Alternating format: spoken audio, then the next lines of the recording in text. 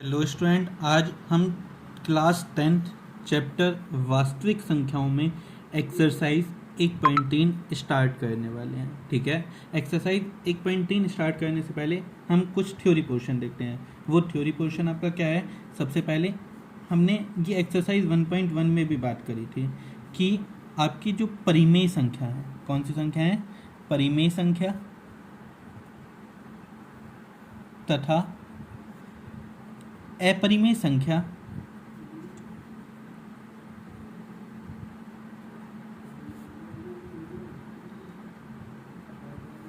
संख्याओं को एक साथ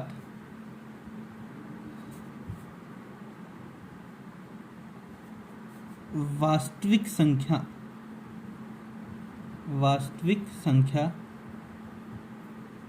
कहा जाता है।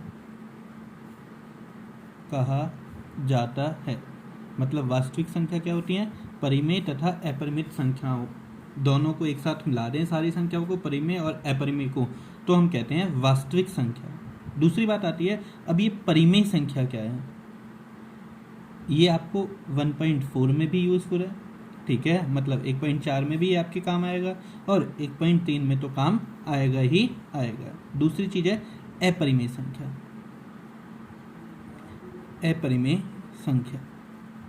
ठीक है, इन दोनों के बारे में बात करते हैं। पहले परिमेय संख्या की बात करते हैं। परिमेय संख्या वे संख्याएं हैं जिन्हें हम P/Q के फॉर्म में लिख सकते हैं। ठीक है, जिसमें अंश होता है और हर होता है। अंश अपॉन हर के फॉर्म में लिख देते हैं, और जो हर होता है कभी भी जीरो नहीं आता। हर कभी भी क्या नहीं आता? जीरो नहीं आता। जहां P तथा Q धनात्मक पूर्णांक होते हैं। जहां P तथा Q क्या होते हैं? धनात्मक पूर्णांक। ठीक है, ये हमेशा याद रखेंगे। परिमेय संख्या जिसे P/Q फॉर्म में लिखें, P/Q फॉर्म, जहां Q क्या नहीं हो सकता? जीरो। मतलब जो हर होता है वो कभी भी जीरो नहीं होगा। और P और Q दोनों कैसे होंगे? धनात्मक पूर्णांक। मतलब 1 2 3 4 5 6, जीरो को छोड़ के Q की वैल्यू।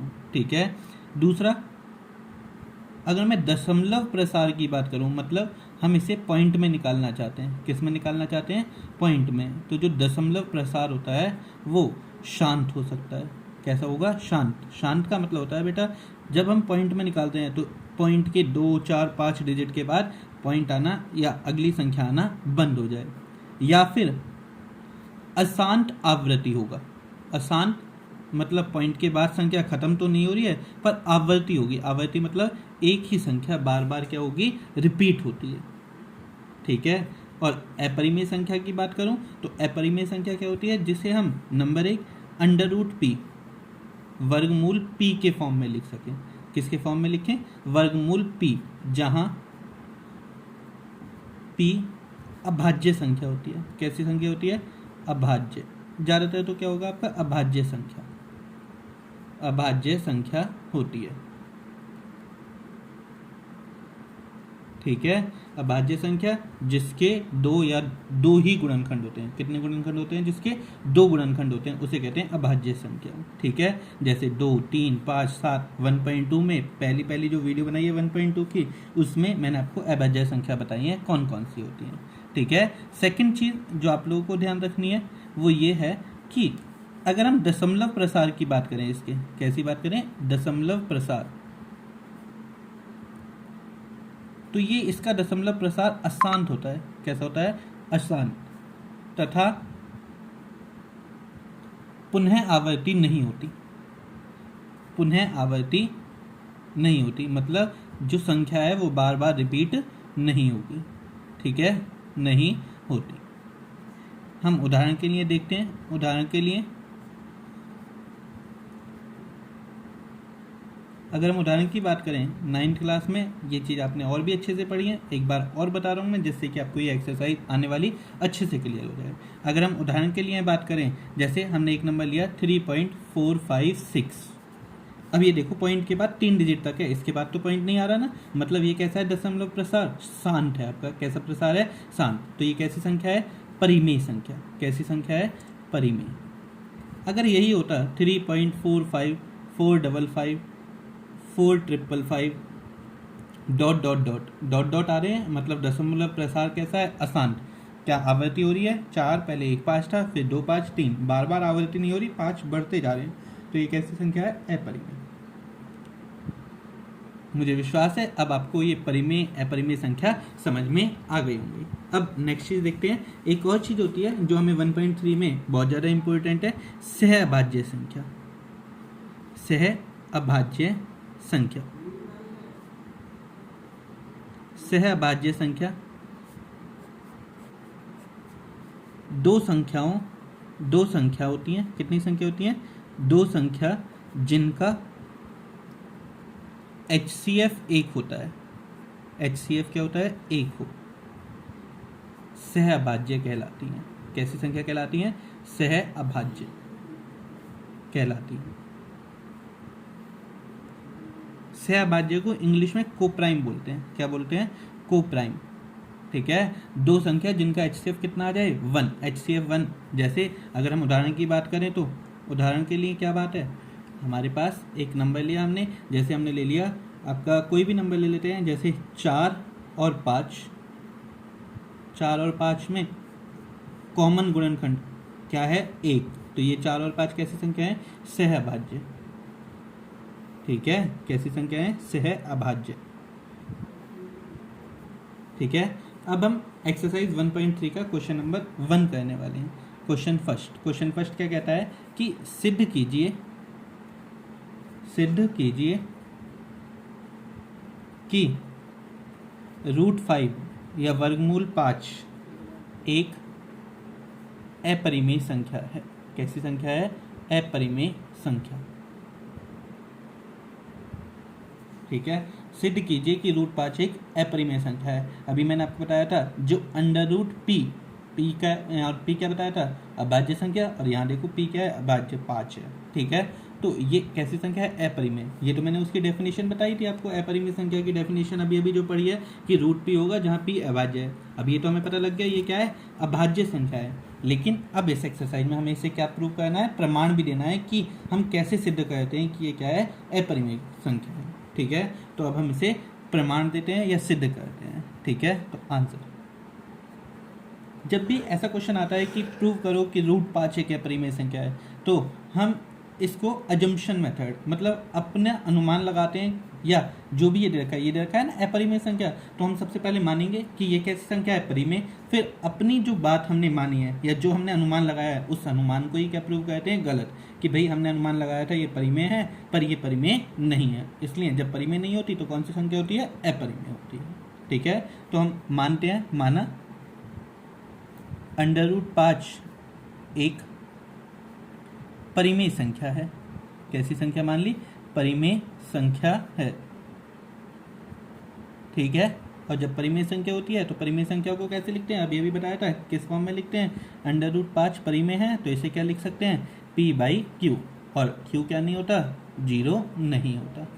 ठीक है, और जहां p और q कैसी संख्या होती हैं, p और q आपकी क्या होते हैं, सहअभाज्य संख्या। कैसी संख्या होती है, सहअभाज्य संख्या। सहअभाज्य संख्या है, मतलब इनमें अगर हम कॉमन की बात करें तो इसका HCF कितना आएगा, 1। कोई भी चीज़ कॉमन नहीं है, 1 के अलावा HCF कितना है इनका, 1 है। ठीक है, मल्टीप्लाई करेंगे, Q हर में है, इधर जाएगा मल्टीप्लाई हो जाएगा, डिवाइड में है, भाग से इधर जाएगा तो क्या हो जाएगा, मल्टीप्लाई। तो ये क्या हो गया, √5Q बराबर P। दोनों पक्षों का वर्ग करने पर या दोनों तरफ वर्ग करने पर, दोनों तरफ वर्ग करेंगे तो √5Q, रूट हटाना है। ठीक है, तो वर्ग करना पड़ेगा दोनों तरफ, √5 का 5 हो गया, Q का Q² बराबर P²। ठीक है, P² एक संख्या है, उसे P कैसी संख्या लिया है हमने, P और Q सहअभाज्य संख्या है, दोनों में कोई भी और चीज़ कॉमन नहीं है। ठीक है, तो और P² को हम क्या लिख सकते हैं, 5Q²। इसीलिए P² 5 से विभाजित होगा। ठीक है, ये ऊपर वाली स्टेटमेंट क्या कहती है, पी स्क्वायर किससे भाग हो जाएगा, 5 से भाग होगा।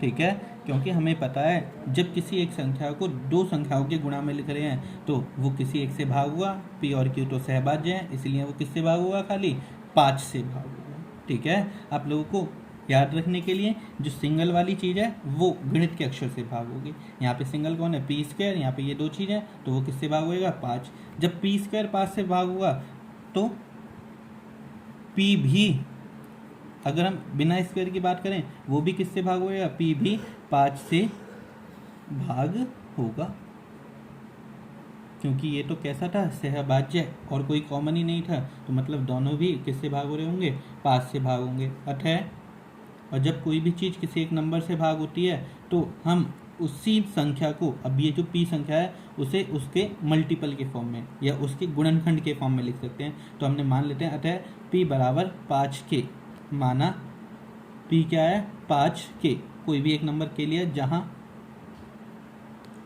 k एक पूर्णांक है, k एक पूर्णांक है। ठीक है, ये हमने समीकरण 1 लिया। ये p बराबर 5 के समीकरण 1 में रखने पर, किस में रख रहे हैं, समीकरण 1 में रखने पर, इसको हम समीकरण 1 में रखते हैं। समीकरण 1 में रखेंगे तो ठीक है, जब समीकरण 1 में रखेंगे हमारे पास अगर हम इक्वेशन देखें तो क्या इक्वेशन थी, 5q square is equal to P square. इसको समीकरण 1 में रखते हैं, 5q square is equal to P square. 5q square, P की जगह क्या लिखना है, 5k का होल स्क्वायर, क्योंकि स्क्वायर है तो पूरे पे स्क्वायर आ जाएगा।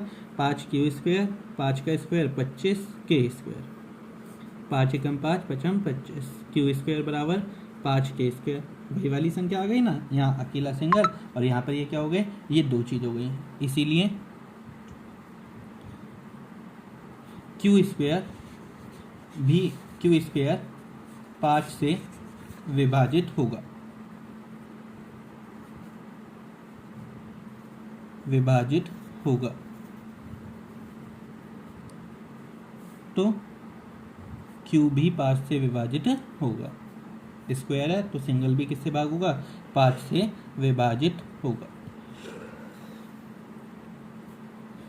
ठीक है, अब Q भी 5 से भाग हो रहा है, पहले P भी 5 से भाग हो रहा है, अतः हम कह सकते हैं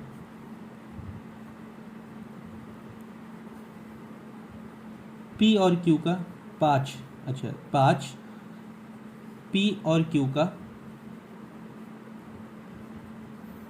उभयनिष्ठ गुणनखंड है। उभयनिष्ठ होता है कॉमन। ठीक है, P का भी गुणनखंड क्या आ रहा है, P में भी 5 कॉमन है, Q में भी 5 कॉमन है, तो दोनों का उभयनिष्ठ गुणनखंड क्या हो गया, 5।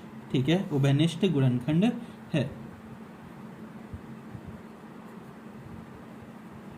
अर्थात जब उभयनिष्ठ गुणनखंड है तो HCF भी कितना हुआ इनका, 5, और हमने HCF कितना माना था, 1, अर्थात ये सहअभाज्य संख्या नहीं है, सहअभाज्य संख्या नहीं है। इसीलिए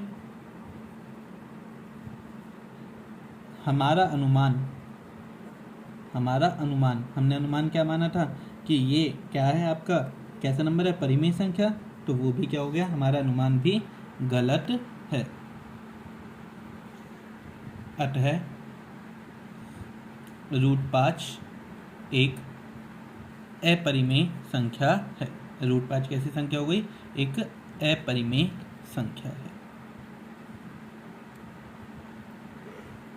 ये क्वेश्चन पेपर में बहुत बार आता है और हर बार 3 नंबर का ही क्वेश्चन आता है। हर साल ये क्वेश्चन रिपीट होगा आपके पेपर में, चाहे आप किसी भी बोर्ड के बच्चे क्यों ना हो। तो आप लोगों को ये क्वेश्चन ऐसे ही करना है। अगर आप पे हो जाता है अच्छी बात है, नहीं तो 1-2 बार पढ़ोगे तो इसकी जो लाइंस हैं वो सब क्या हो जाती हैं, याद हो जाती हैं। आपको ऐसे ही प्रूव करना है। क्वेश्चन कई बार क्या हो सकता है कि यहाँ तो √5 एक परिमेय संख्या प्रूव करनी है, 5 की जगह यहाँ पे आ सकता है √2 प्रूव करना, √3 आ सकता है, √4 आ सकता है, सॉरी 4 तो नहीं आएगा, √7 आ सकता है। ये सारी डिजिट्स मिल सकती हैं। जब भी आपको √5, √2, √3, √7, ठीक है, अपरिमेय संख्या है, तो बस आपको यही चीज़ करना है। 5 है तो सब जगह क्या क्या आएगा, 5 5 आएगा। 5 नहीं है तो सब जगह क्या लगाओगे, 5 की जगह, जहाँ 5 है वहाँ 2, 3 है तो 5 की जगह 3, और इसी तरह से सॉल्व करोगे आपको पूरे 3 नंबर मिलेंगे। I hope you like this video. Next question हम नेक्स्ट वीडियो में करते हैं। Thank you.